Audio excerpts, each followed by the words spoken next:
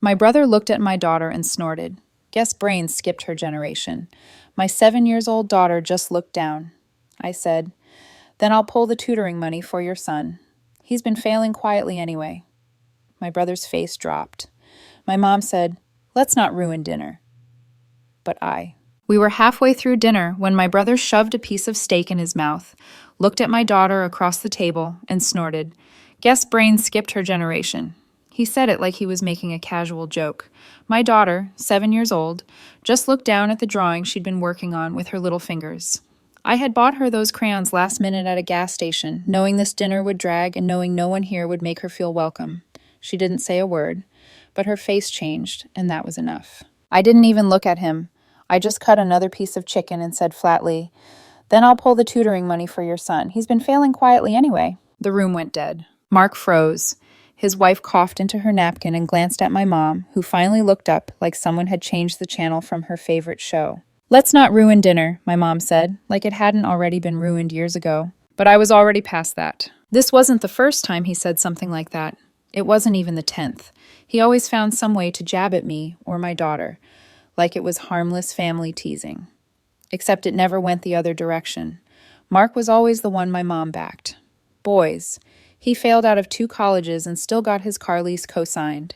Married a woman who sneers at everything I do, and mom still acts like she's the next coming of Mary Poppins. Meanwhile, I raised my daughter alone, worked 3 jobs, paid for every penny of our rent, and still got talked about like I was the family cautionary tale. The tutoring thing, that had been a secret.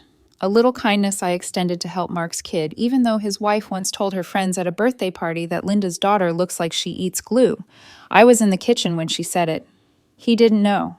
Or maybe she did and didn't care. And here's the real part. The truth I hadn't said out loud until that night. I was done being the quiet one. Something flipped in me, watching my daughter shrink down like that. This was the last time she'd be made to feel less in a room full of people who weren't more. I didn't say anything else for the rest of dinner. Just watched, observed, took mental notes. Their comfort, their little smug glances, their fragile little world. They didn't know what I knew. They didn't know about the job Mark's wife almost lost and begged me not to tell Mom about. They didn't know I'd seen the second credit card bill Mark was hiding under a fake email account. They didn't know I had receipts, actual ones, for things my mom thought she was helping her precious boy with that were really going into his wife's designer bag habit. "Let's not ruin dinner," my mom had said. Fine, I wouldn't ruin this dinner. But the next one I was going to burn it down. The next morning, I didn't even have to think about it. I woke up early, made my daughter breakfast, got her ready for school, and while she brushed her teeth, I pulled out the old shoebox from the top of my closet. It was full of things I'd held on to, not because I planned to use them, but because I knew one day I might have to. Emails, receipts, texts, screenshots, voice memos. Even one recording from the night Mark's wife left a voicemail, ranting about my mom, calling her a delusional old lady with a God complex. I made a fresh copy of everything, put it all in a plain folder. No labels, no explanation. And I didn't send it anywhere. Not yet. First, I wanted to see how long they'd pretend nothing happened. A week went by. Nothing. Not a word from Mark, not a text from our mom. I waited. On Friday, I called Mom under the excuse of asking if she'd be free to babysit next month. She said she might be too busy helping Mark's wife look at spas for her decompression weekend. Right. The next night, I had dinner with a friend who worked part-time at the school where Mark's son, Caleb, went. Just casually, over wine, I mentioned how odd it was that a certain tutoring program sent invoices under my name. She looked confused. Then she said something that clicked everything into place. Apparently, the school assumed I was the educational sponsor for Caleb. My name was on some internal parent contact sheet. Mark had listed me as the pain guardian for tutoring without telling me and just assumed I'd keep picking up the tab. I smiled the whole way home. They thought they were playing a game I didn't know the rules to. So I changed them. I started small. Told Mom I was having financial trouble and needed to cancel the car insurance I was still paying for. Yes, the policy that covered Mark's car too. She was surprised, asked why I hadn't told her. I said I didn't think she'd care. Then I dropped it into the conversation that maybe Mark and his wife should start paying their own bills now that they were such a successful power couple. That was the first crack. The next came 3 days later. My mom called me again. Said Mark had been stressed lately. Said she didn't like how his wife snapped at her when she mentioned babysitting. I just listened, threw in a quiet every now and then, and let the silence grow louder on her end. The next dinner was a birthday. Big group. Everyone came, even distant cousins. And that's when I made my move. I brought my daughter as usual. She wore the little yellow dress she loved, and I let her bring her sketch pad again.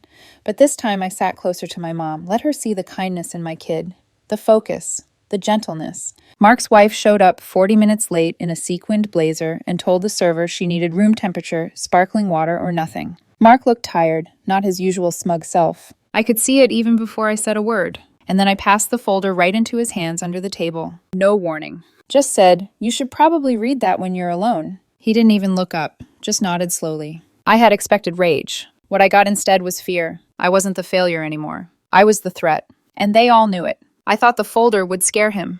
I didn't expect it to break him. Mark didn't open it that night. I know because he called me at 2:17 a.m. and asked me one question. Just one. Why do you have all this? Not what is this, not how long, not where did you get it. Why? That was unexpected. I told him the truth. I said because no one ever listened when I talked. Because every time I tried to explain something, Mom said I was being dramatic. Because his wife assumed I was stupid. And because people like that always forget one thing.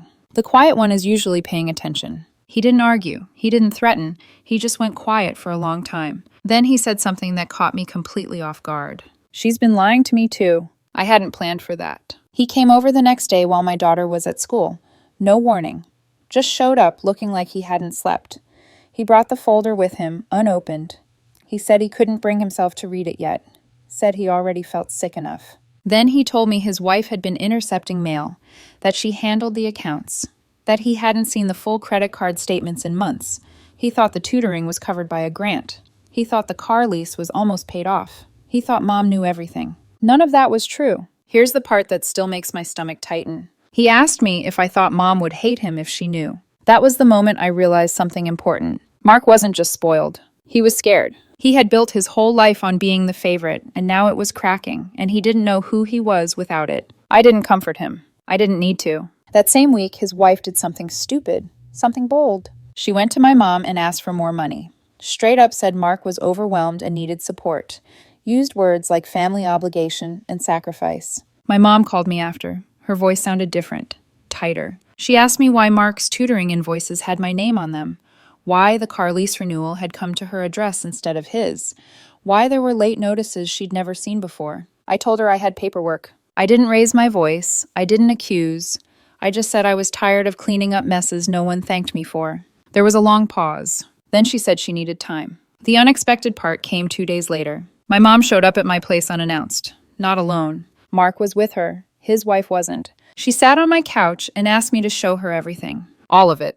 Emails, receipts, messages, the recording. I watched her read, her face changing line by line.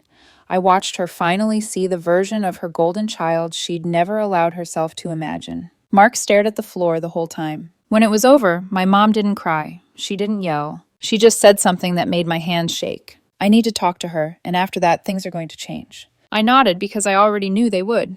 And for the first time, I realized this wasn't just about revenge anymore. Something bigger had started. Something none of us could undo. The fallout didn't happen with fireworks. It started with silence. 3 days went by without a single word from Mark's wife, which was weird because she was the type to send 3-paragraph texts over a parking space. Then on the 4th day, she made her move. She posted a long, vague rant on Facebook about betrayal, jealous relatives, and how some people pretend to help your family while secretly plotting against you. She didn't name names, but everyone knew. It was supposed to make her look like a victim. But here's the thing. When you've spent years treating people like garbage, nobody rushes to defend you when you cry foul. The comments weren't what she expected. One of her cousins asked if this was about the credit card stuff. Another old high school friend commented, "Maybe it's karma." The post disappeared an hour later. Mark called me the next morning. Said she lost it after seeing the reactions. Screamed at him for not backing her up. Demanded he cut contact with me.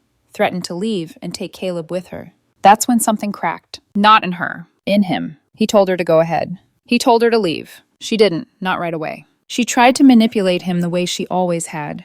With guilt, with silence, with that smug little tone she used when she thought she had the upper hand. But this time it didn't work. He stayed at Mom's for a few nights with Caleb. Mom didn't question it. She let them in like nothing had happened. That surprised me more than anything. For years, she'd refused to see anything bad in him, even when it was right in front of her. But now she was quiet, watchful, and for once, on the side of reality.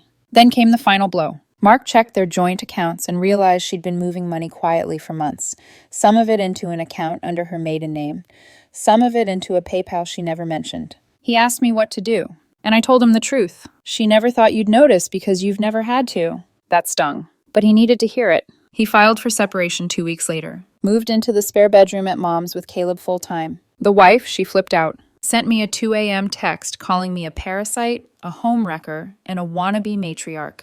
I didn't reply. I just screenshotted it and forwarded it to Mark. He didn't say anything back, but the next day he sent me a photo of Caleb eating cereal at Mom's table, smiling. For the first time, it felt like the cycle might actually break. The wife didn't go quietly, though. And I wasn't done yet, because there was one more thing I hadn't told Mark. Something even he didn't know I knew. I hadn't planned to get involved past that point.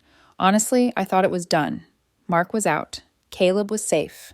Mom had finally taken the blindfold off. But then I remembered something I'd seen months ago, way before all this started unraveling. It was during one of those awkward family barbecues.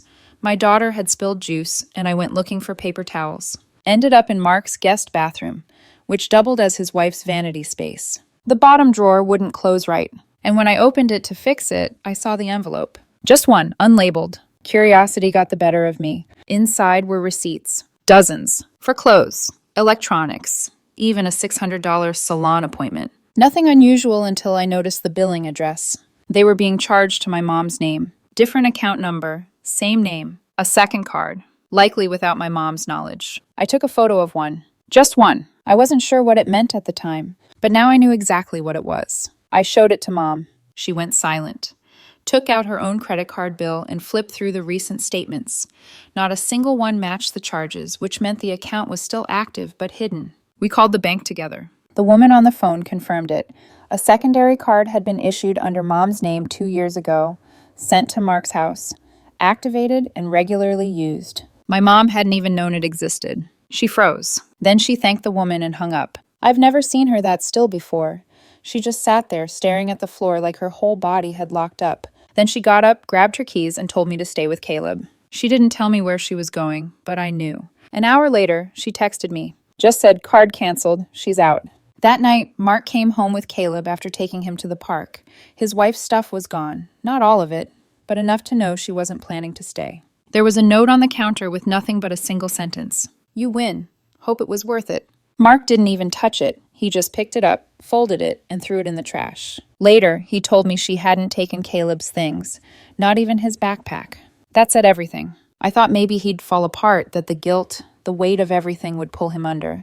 But something shifted in him. For the first time since we were kids, I saw him show up. Not just physically. He started asking about school drop-offs, homework, Caleb's sleep habits. And one night after dinner, he asked me if I'd help him figure out how to rebuild. Not just with Caleb, with me, his mom, with himself. I didn't answer right away, but I looked over at Caleb sitting on the floor with my daughter, and I saw something strange. He was laughing, really laughing. And for the first time, she was too. Maybe this wasn't about revenge anymore. Maybe it never really was. But I still had one more thing to do, because there was someone else who deserved to know the truth. And she was finally going to hear it. She was gone, but not far enough for me to let things sit. Mark's wife had packed some clothes, taken her laptop, left the note, and vanished to her cousin's place 2 states over. No custody filing, no real goodbye to Caleb. Just silence. At first, I figured that was the end of it. But then I remembered someone who hadn't seen the truth yet. Someone who still thought her daughter was misunderstood and married into a messy family. Her mother. This woman once told me over holiday pie that I should be more approachable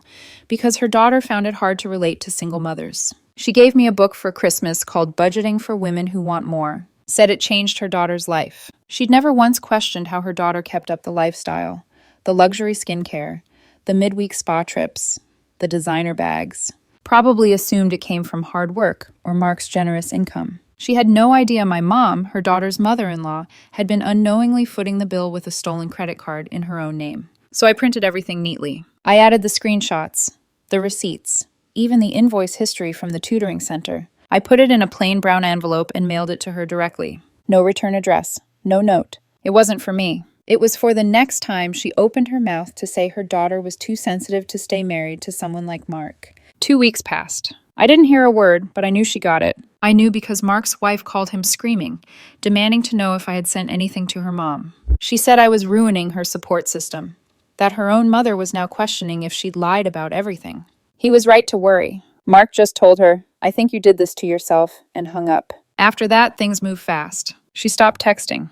Her lawyer contacted Mark. She agreed to give him full custody in exchange for not pursuing charges related to the card. Mark didn't even flinch. He just said he wanted Caleb to stay in a stable home. And here's the most unexpected part. He started to change for real. He stopped expecting Mom to clean up after him. Got a second job doing freelance IT work. Started handling Caleb's school communication himself. He apologized to me again. Not with flowers or grand speeches. Just by showing up consistently. He offered to cover half the tutoring now. Said he wanted to be the one to pick up Caleb from school twice a week. Said he didn't want to be the guy who needed saving anymore. I told him good. Because no one's doing it for you again. And Mom, she shifted too. She started noticing things she used to excuse, the way she used to not want to get involved. She apologized too in her own awkward way. Bought me groceries one week. Then handed me a check for what she said she probably owed me over the years. I didn't cash it, but I kept it. The house feels different now. Some nights, Caleb and my daughter fall asleep on the couch watching cartoons,